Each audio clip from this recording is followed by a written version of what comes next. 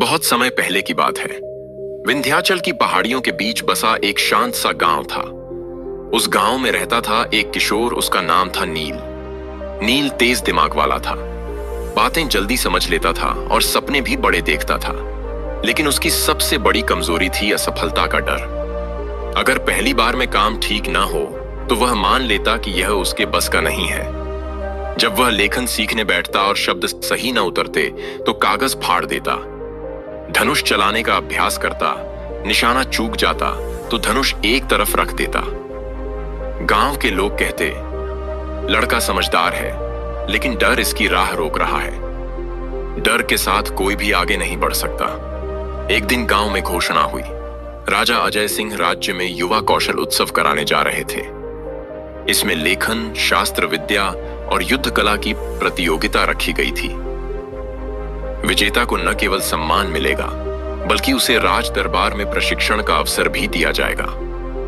नील का सपना था दरबार में विद्या सीखना, लेकिन मन में वही डर लौट आया। अगर मैं फिर हार गया तो, अगर सबके सामने असफल हो गया तो।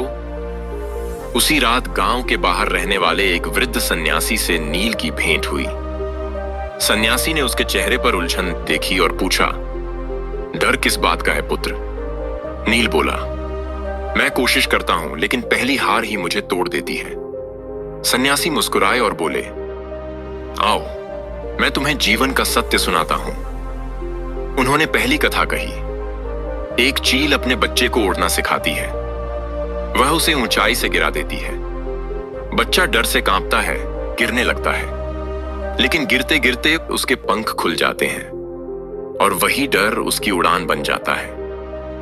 सन्यासी बोले, जो डर से भागता है वह जमीन पर रह जाता है। जो डर का सामना करता है वही आकाश छूता है। फिर उन्होंने दूसरी कहानी सुनाई। एक दीपक था जिसे हवा हर बार बुझा देती थी, लेकिन हर बार कोई उसे फिर जला देता। आखिरकार वही दीपक अंधेरी गुफा का उजाला बन गया। दीपक मजबूत नहीं था, उसकी जिद मजबूत थी। नील की आंखें भर आईं। उसे पहली बार समझ आया, असफलता अंत नहीं, शुरुआत होती है। अगले दिन से नील बदल गया। वह रोज लेखन करता, शब्द गलत होते फिर भी लिखता, धनुष उठाता, निशाना चूकता फिर भी दोहराता। डर आता लेकिन वह रुकता नहीं। दिन बीतते गए, डर कमजोर होता गया और आत्मविश्वास मजबूत। गांव वाले चकित थे। यह वही नील है जो पहले डर से पीछे हट जाता था। उत्सव का दिन आया। दरबार भरा हुआ था। जब नील की बारी आई तो उसके हाथ कांपे, लेकिन इस बार उसने डर से मुंह नहीं मोड़ा। उसका लेखन भावनाओं से भरा था।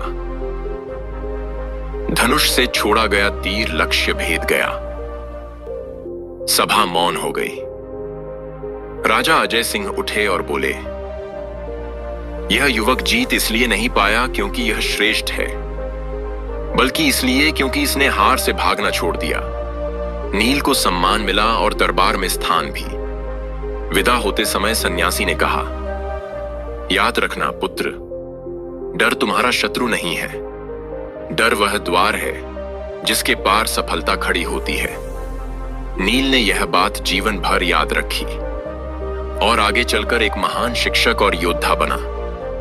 दोस्तों, इस कहानी से हमें यह सीख मिलती है कि सफलता उन लोगों को नहीं मिलती जो कभी डरते नहीं, बल्कि उन्हें मिलती है जो डर के बावजूद चलते रहते हैं। अगर यह कहानी आपको छू गई हो तो इसे लाइक करें, शेयर करें और ऐसी ही प्रेरणादायक कहानियों के लिए चैनल को सब्सक्राइब जरूर करें।